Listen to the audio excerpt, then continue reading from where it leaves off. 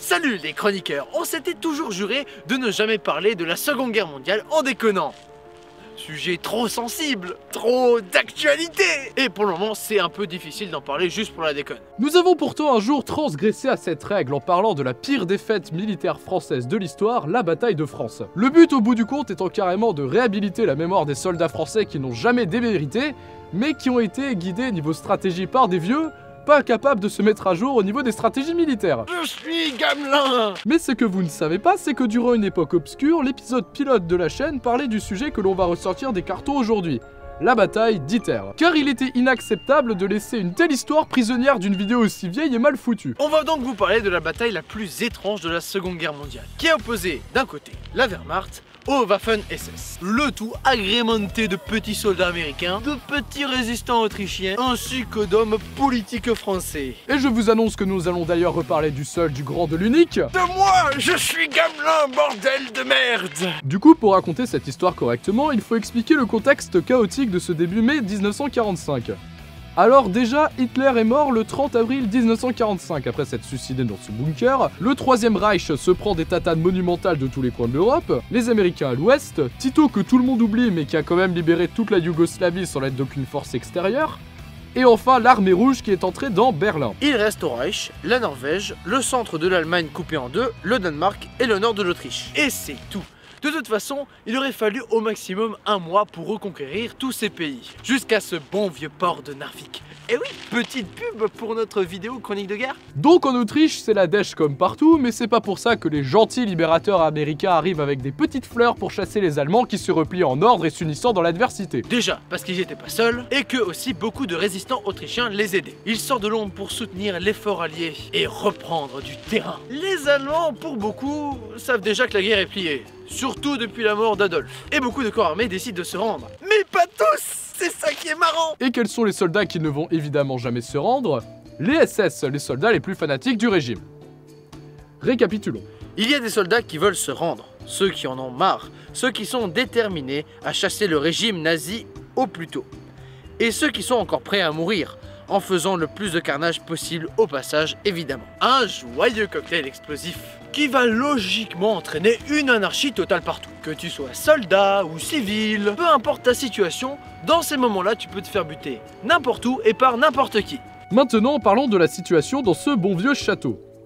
Depuis la chute de la Troisième République, le château d'Iter, qui était auparavant juste un fort, est devenu tour à tour location puis propriété de l'Allemagne en tant que partie annexe du camp de concentration de Dachau, pour prisonniers de luxe. En tout cas, l'ambiance n'est pas pareille qu'au nord, tout simplement parce qu'on y loge des prisonniers de marque. Comme quoi, même en prison, les puissants ne lâchent pas leurs privilèges. Ces petits voyous. Et donc en 1943, à l'ouverture du camp, Iter va être utilisé pour des prisonniers politiques français. Et l'on peut citer en vrac François Delarocque, Jean Borotra, Paul Reynaud, Maurice Gamelin, Édouard Daladier, la sœur du général de Gaulle, Léon Jouot ou encore Maxime Végan. Alors on n'a pas le temps d'étaler sur chacun, mais en gros, vous avez dans la même tôle François Fillon en mode militaire, Michel Platini qui fait du tennis, François Hollande vaincu par Hitler, Gamelin qui a coulé avec l'armée française, Emmanuel Macron qui a foiré, la sœur du gars en exil qui gère des troupes françaises contre le gouvernement de Vichy que beaucoup approuvent dans cette prison, le Philippe Martinez de l'époque qui a fondé la CGT,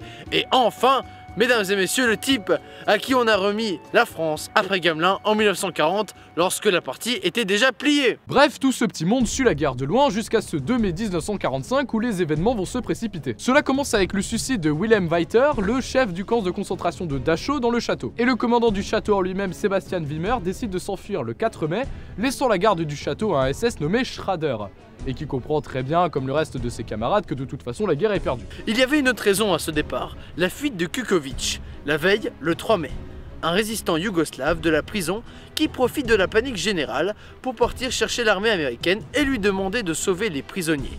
Il part donc vers la ville de Jorg, à quelques kilomètres du château, et tombe non pas sur une armée allemande prête à le capturer, mais qui va en fait s'allier avec lui pour aller chercher les Américains. Pour comprendre le contexte, la Wehrmacht a reçu pour ordre de tuer toute personne qui se rendrait à l'ennemi. Mais ce que la plupart ne font pas, tout simplement parce que la grande majorité des troupes vont se rendre. Contrairement aux soldats SS qui, eux aussi présents dans la ville, vont tuer tout civil ou militaire qui donnerait un signe de reddition à l'ennemi. Donc l'officier Gangel indique la direction des troupes américaines à Kukovic et décide le lendemain d'aller à leur rencontre. Pendant ce temps-là, à la prison, un Yougoslave nommé Krobot décide d'aller alerter la résistance militaire. Je rappelle que le château n'a aucune nouvelle de Kukovic depuis maintenant 2 jours. Et surtout, Kukovic ne sait pas maintenant que la prison est presque vide. LOL. Et la meilleure blague, c'est que les soldats restants sont en fait potes avec les prisonniers français. Résumons. Joseph Glang, pour se donner bonne conscience, et étant déjà allié avec la résistance autrichienne contre les SS, part le 5 mai se porter volontaire et secourir le château et ses résidents auprès de l'officier Lee, commandant des forces américaines, qu'il y a dans le château quelques soldats allemands SS, qui sont en fait avec les prisonniers, face à des SS fanatisés installés encore à Jorg et prêts à tout sur ordre d'Himmler pour reprendre le château et exécuter les prisonniers. Le tout saupoudré par la résistance autrichienne. Et c'est donc une magnifique coalition de 14 Américains, 10 Allemands avec un de leurs chars et de leurs camions, 2 résistants autrichiens qui arrivent porter assistance à un officier SS pour combattre d'autres SS qui eux vont être plus d'une centaine à attaquer le château. On demande aux prisonniers français de rester cachés, mais ceux-ci préfèrent combattre les Allemands qui sont bien supérieurs en nombre. La défense est très dure, les SS arrivent même à tuer Gangel et à détruire le seul char disponible. La situation pourrait rapidement dégénérer, mais c'est finalement des renforts autrichiens et américains qui viennent mettre la pâtée aux SS, sauvant ainsi les assiégés vers 15 h juste avant l'assaut final. Mettant fin à la bataille la plus étrange, l'histoire la plus dingue, comme le dira le général Lee, de la Seconde Guerre mondiale. Des Allemands, des Américains, des résistants autrichiens et des prisonniers français ont combattu ensemble contre un ennemi commun, les derniers SS fanatiques du régime d'Hitler qui s'effondrera à peine 3 jours plus tard, le 8 mai 1945. Voilà, c'est la fin de l'épisode, on espère qu'il vous aura plu et qu'on aura pu détruire cet amalgame entre l'armée allemande et l'armée SS. 2 armées d'un même pays qui ont fini par s'affronter et qui montrent la complexité incroyable que cette guerre avait au sein de son pays. Vous pouvez vous abonner à la chaîne pour ne pas rater la suite et n'hésitez pas à partager la vidéo pour faire découvrir au monde l'incroyable histoire de la bataille du château d'Hittler. Vous pouvez aussi nous suivre sur Facebook, vous abonner à notre YouTube, laisser un like sous cette vidéo, un commentaire. Sur ce, Histoire par passion, YouTube pour métier. À bientôt pour les prochaines chroniques historiques. On ira prendre votre large sur la ligne Siegfried. Je suis Gamelin et le massif des Ardennes est aussi impénétrable que la chatte à Carrément de réhabiliter la mémoire des soldats français qui n'ont jamais démérité. Je défonce ingénieur son.